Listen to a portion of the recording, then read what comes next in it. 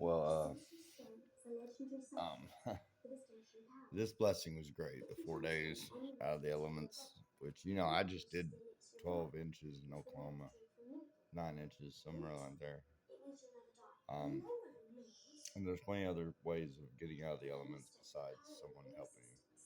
This guy, he offered to help, and I knew it was ulterior motive. He was one of them old sore asses. They're just like, man, I don't want to see this guy here making money on my streets. So he come out there and it does, like, for real. It costs about $400 for 4 days here, but I would have made twice that much if I was out there living in my tent.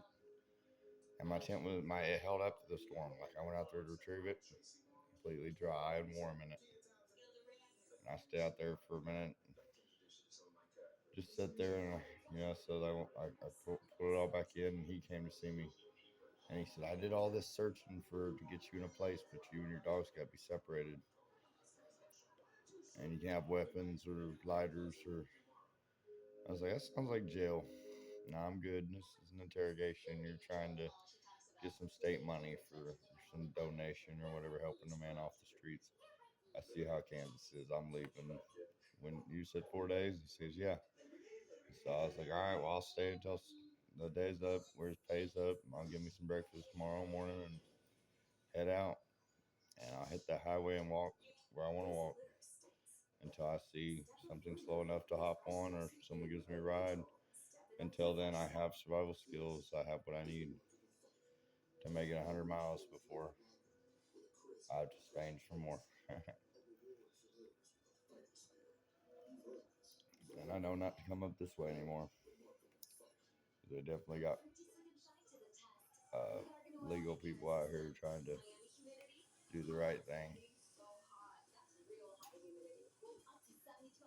But really, they just can't stand seeing you being free, doing what you want. So they're going to pressure their religion and their beliefs onto you to the point it is almost an attack.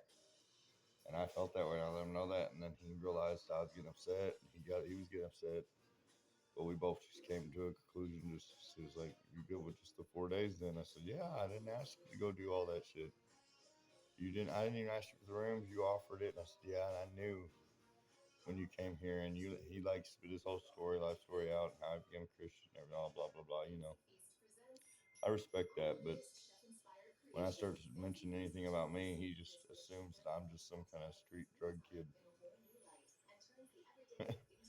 I'm like, bro, I had a family, I had a life, 2 families, dogs, living on the streets, living on the streets with kids and wife, and successfully kept them alive and got them back to their home. And now I'm back to doing what I do. I mean, no one else but myself. And this dog is helping me, and he's healthy and strong. Give him a few days of comfortable living. He didn't know what to think in here. He stayed by my bag most time. But this dude's like, it's going to be 14 degrees. Oh, well, it was the other night. Well, I didn't have this. I had my tent and tarp up, and I slept comfortably in my 30 below sleeping bag. My dog between my legs. We had food, water. I don't need to get out unless I use the restroom. No big deal. Make a fire. The warmth goes into your tent. I've done it. I've seen it. My other YouTube, And he told me he was trying to, like, when he realized he wasn't selling it to me. He was like, man, you would have died that night if I wouldn't let you come stay here in this apartment, in this hotel, and they didn't help you with your dog and all that. I've done it hundreds of times before. Was this making a difference? Because the state of the world and its high alertness, and everybody's just watching the news too much, knowing that it's all going to go to shit soon. And they're all going to be doing just like me, and they want me to be falling in line instead of taking what they think is theirs. Control. Until y'all can give up control, you'll never know what it's like to really be happy. Peace.